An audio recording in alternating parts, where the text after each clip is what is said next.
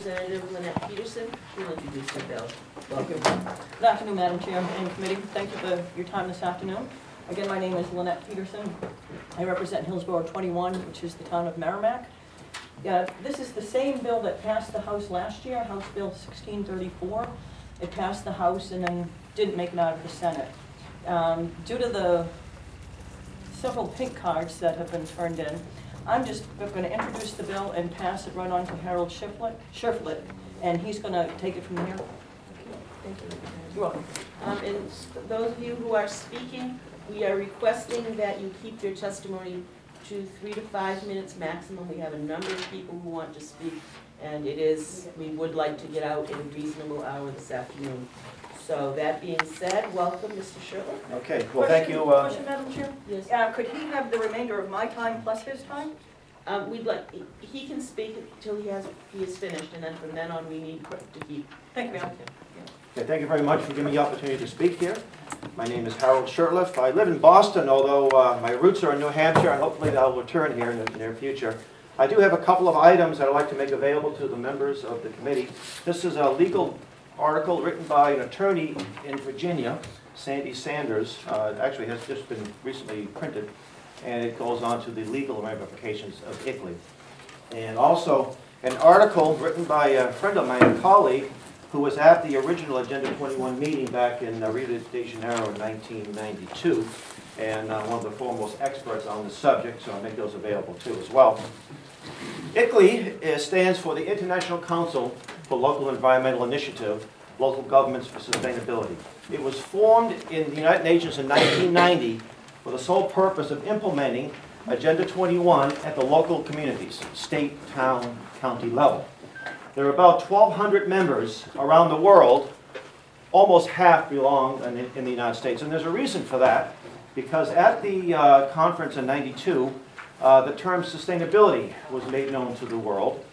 And Maurice Strong, who it can be said is the father of Agenda 21, said that the American middle class, because of its is unsustainable. And I bet you everybody in this room probably fits that description, because of the consumption patterns that we have here in the United States.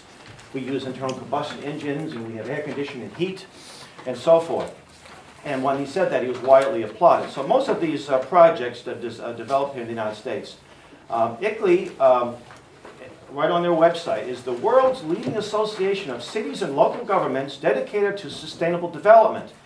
And again, that sounds like a pretty reasonable term, but they say that the biggest threat to the world is the American middle class because we are not sustainable. ICLEI, and this is from their website, is a powerful movement of 12 megacities, 100 super cities, and 84 countries.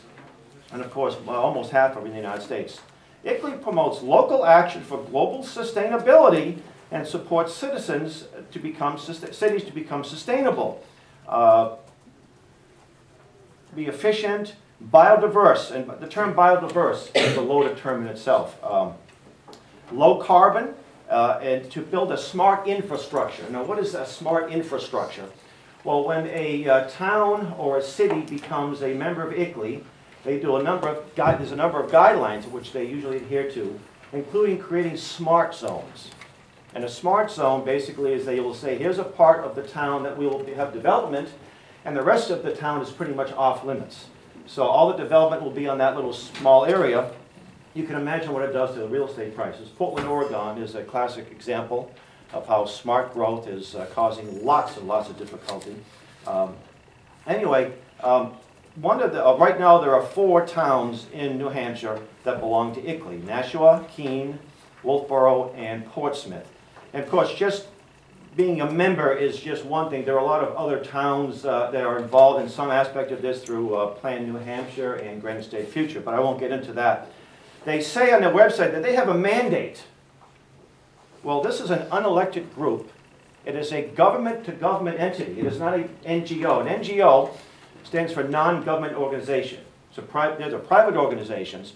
This is a government-to-government organization, and they have a mandate. Well, I've been into all these towns, and I've traveled to dozens, if not maybe 100 ICLEI towns and cities in the Northeast and the Midwest, and I ask people, do you know anything about ICLEI?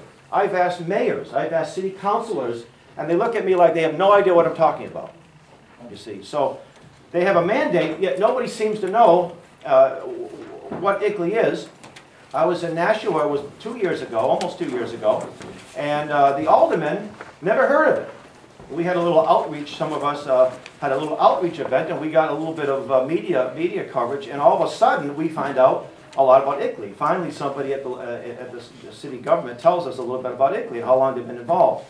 There's a problem with ICLEI, other than some of their ideology, which basically is a socialist ideology, an internationalist.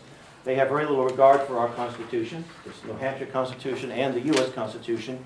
But our Constitution, our U.S. Constitution, says that under Article 10, right, Article 1, Section 10, that states cannot confederate. That means New Hampshire cannot join the European Union. It cannot join the Organization of African States. And if the states can't confederate, its political subdivisions cannot confederate as well. Now, yes, ICLEI has no legal authority. They don't pass laws. They don't have control of these towns directly. But they reward it through grants from HUD, a federal level, and other unelected entities that are promoting this idea. So we're asking that you would vote in favor of this bill, and that you would order, or this bill would require membership of these towns to relinquish their membership. And if there's any questions, I'll be... Oh, I do have to... This is a synopsis of Agenda 21. And again, ICLEI was formed to implement this. And some of our detractors will say that, oh, this is just a non-binding agreement. It has no impact whatsoever. Well, 35,000 people got together in Rio, spent millions of dollars, and out of this came about 4 or 5 things, and one of them was Agenda 21. Here is the editor of this synopsis. He says this: effective execution of Agenda 21 will require a profound reorientation of all human society, unlike anything the world has ever seen or experienced.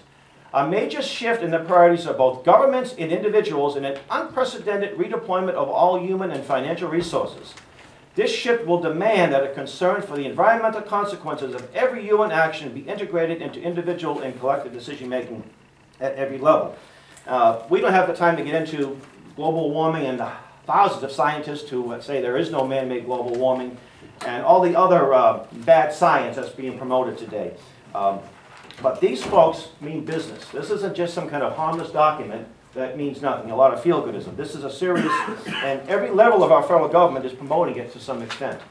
And when I read the New Hampshire documents, Granite State Future, there's no mention of the House of Representatives.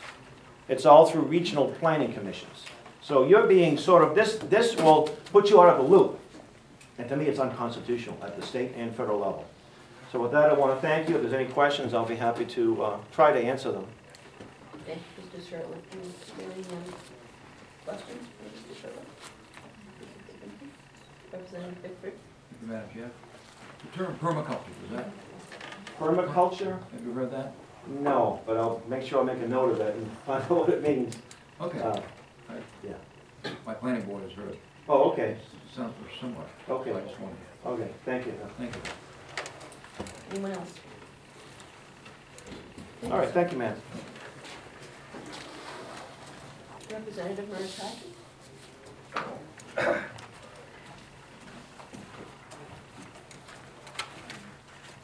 Thank you, Madam Chair. I've distributed copies of the testimony, so I'm just going to be citing out of it. So, honorable members of the Municipal and County Government Committee, my name is Representative David Murataki. I represent Hillsborough 32 and reside at 17 Fort Chester Drive, Nashua, New Hampshire. I'm speaking today in support of HB 141. I'm a husband, father, Army veteran, elected school board member, and a small business owner. But there are some other experiences that I think I bring to the table that may help to have me explain why I support HB 141. I lived in Asia and Europe for over 7 years.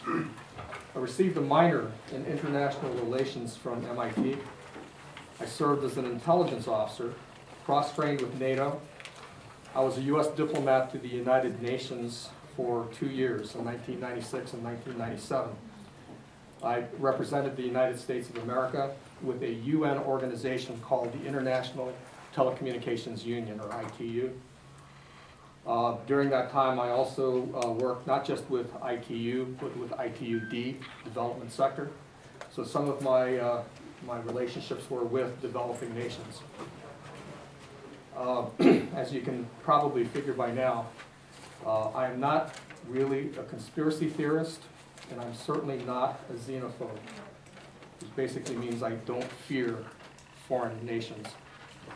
However, I do want to point out that my city of Nashua has paid $1,200 a year in annual ICLEI dues since 2008. It's on page 68 on our current budget.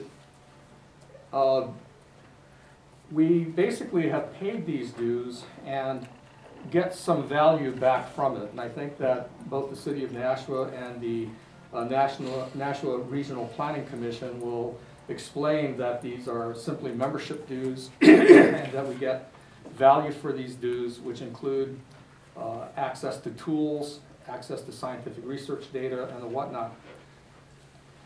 According to ICLEI, Agenda 21 is also a voluntary action plan that was developed back at the Rio Summit in 1992.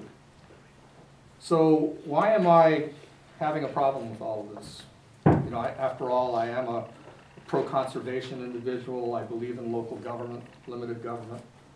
Well, the thing is, and let me try to explain this, that in my studies and in my travel around the world, what I realized is that America is exceptional. It may be one of only 2 or 3 nations in the world that actually believes in certain things. For example, we do not believe in the principle of noblesse oblige, that is the obligation of the nobility. Many other countries in the world, and there are 193 countries in the United Nations, only about 3 of them, probably the United States, Switzerland, and Israel, don't really sign up to this idea of noblesse oblige. So what is that?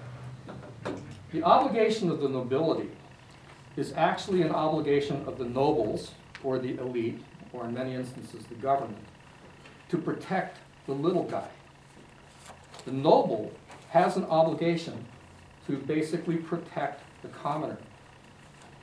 Well, here in the United States, we don't have a nobility. We are the governance of the United States of America. So in the United States of America, as in Switzerland, as in Israel, we do not rely on the government to basically go ahead and tell us what to think, what to do, where to work, what to study, and in exchange, swap out our natural rights for the government being able to tell us what our rights are. The United States Constitution, as was previously mentioned, is somewhat exceptional. Here in New Hampshire, we are even more unusual. We are probably, out of the 50 states, that state which guarantees the greatest amount of individual liberties to the individual and to the state. I just have a little quotation here from Article 2, Natural Rights. I'll just read part of it. All men have certain natural, essential, and inherent rights, among which are the enjoying and defending life and liberty, acquiring, possessing, and protecting property, and in a word, of seeking and obtaining happiness. Now, what does all of this have to do with this? Well, here's the problem. I think I mentioned to you that I was an intelligence officer. So part of my skills is to basically go ahead and detect and de-spin propaganda. There are many statements that you're going to find about ICLEI and about the Agenda 21, and it all makes it sound very, very innocuous. But the problem is that when you take a look at the information that is being provided by ICLEI about Agenda 21, what you find is that there are many theories, scientific theories, that are being promoted as gospel fact. For example, that man creates global warming. Now, when you accept the fact, and not the theory, that mankind creates global warming, it can then go ahead and trigger an entire sequence of assumptions that includes things like a justification for the wealthier nations to transfer money to the less wealthy nations, for nations to be able to go ahead and restrict private property rights, or to manage regional planning in ways that create winners and losers in the economy. That's not the way that I think we do things here in New Hampshire. What I'd like for you to carefully consider is that the ICLEI organization, as Mr. Shurtleff indicated earlier, actually does have connections to the United Nations. Is this a conspiracy? No, it is not, in my opinion. The reason is that of the 193 member nations